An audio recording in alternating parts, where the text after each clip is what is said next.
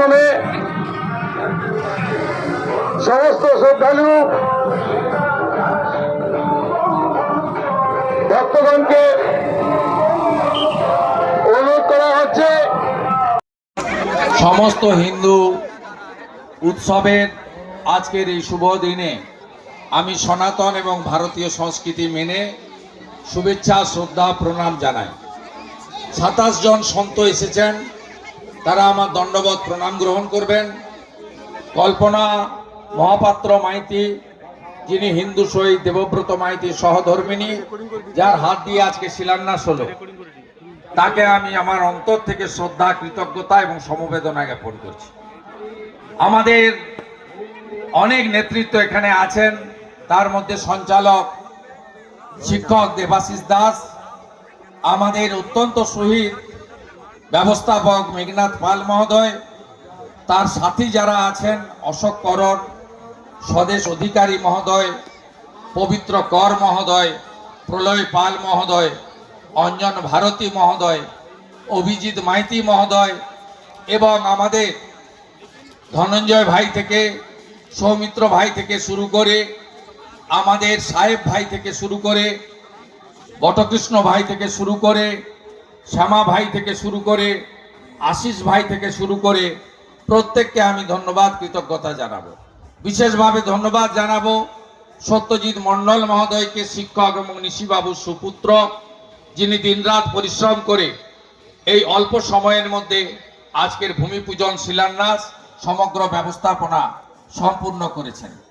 আমি সম্মানিত মঞ্চ, অনেক সনাতনীরা এসেছেন, আমাদের সুনীল দা সহ অনেক বর্ষিয়ানরা এসেছেন, পার্শ্ববর্তী খেজুরির এমএলএ শান্তনু ভাই, পবিত্র ভাই সহ অনেকে এসেছেন। আমার সোনাচূড়ার বোন প্রধান আছে, খেজুরির প্রধান আছে, আমাদের গোকুলনগরের প্রধান আছে, সকলে।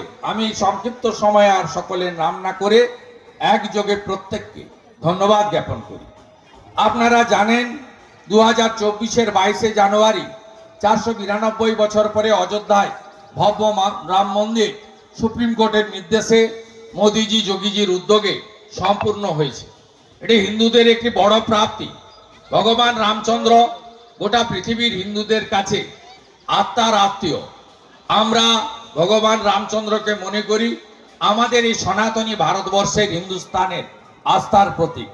তার মন্দির চারিদিকে ছড়িয়ে পড়ুক, তার যে সুশাসন, তার যে আদর্শ রাজা, তিনি যে মানব কল্যাণকারী একজন শাসক ছিলেন, আমাদের আধ্যাত্মিক চেতনা জাগ্রত করেছেন, দুষ্টের দমন এবং শিষ্টের পালন, সেই পদ্ধতি গোটা চারিদিকে ছড়িয়ে পড়া আমাদের প্রয়োজন রয়েছে। আমাদের প্রয়োজন রয়েছে যে সব জায়গায় যেভাবে আমাদের সনাতনীদের উপর বিশেষ করে পশ্চিমবঙ্গে আক্রমণ হচ্ছে, নানা পুজো পাঠ করতে গেলে বাধা দিচ্ছে। 2021 সালে ফেব্রুয়ারি মাসে যখন বজরংবলীর পুজো হয় নন্দীগ্রামে, এই সোনাচূড়া থেকে 4টি বাসে করে মায়েরা, দিদিরা এবং প্রবীণ লোকেরা তারা ধর্ম পালনের জন্য নন্দীগ্রাম যাচ্ছিল। তাদের উপরে গড়চক্রবেড়িয়া এবং ভূতার মোড়ে যে ধরনের জিহাদি হামলা হয়েছিল, 45 জন আহত হয়েছিল। আপনারা দয়া করে এগুলো ভুলে যাবেন না। আমি ভুলে যাইনি। যেদিন পশ্চিমবঙ্গে শাসকের পরিবর্তন হবে, এই প্রত্যেকটা মামলা খুলে খুলে জিহাদিদের যেভাবে উল্টো ঝুলিয়ে সোজা করতে হয় উত্তরপ্রদেশের মতো, সেটা আমরা করে দেখাবো। আপনি ভরসা রাখবেন, ভরসা রাখবেন, মোদিজি আছে। 84 সালে শিখদেরকে খুন করেছিল দিল্লিতে। এতদিন পরে যারা খুনি সজ্জন কুমার সহ মামলা রিওপেন করে তাদেরকে শাস্তি দেওয়ার কাজ নরেন্দ্র মোদিজি করেছে। তাই নন্দীগ্রামে জিহাদিদের যেভাবে আক্রমণ বারে বারে হয়েছে, যেভাবে রথিবালা আড়ি দেবব্রত মাইতি শহীদ হয়েছে, তার সুন্দর আইনি পথে সুমধুর বদলা আমরা নেব, এই প্রার্থনা আমরা করতে চাই। এখানে এখানে এখানে 4 বিঘা জমির উপরে, এই খণ্ড জমির উপরে আমরা ঠিক অযোধ্যার ফৈজাবাদের আদলে, রাম মন্দিরের আদলে নির্মাণ কার্য শুরু করব। ইতিমধ্যে প্ল্যান, সাইট প্ল্যান, প্রয়োজনীয় সমস্ত নন স্টপ কাজ হবে, আপনারা চোখের সামনে দেখতে পাবেন। ইতিমধ্যে জায়গা ফিলিং করার কাজ শুরু হয়েছে। ননস্টপ কাজ হবে এবং দ্রুততার সঙ্গে হবে এবং কোনো সরকারি অর্থে হবে না।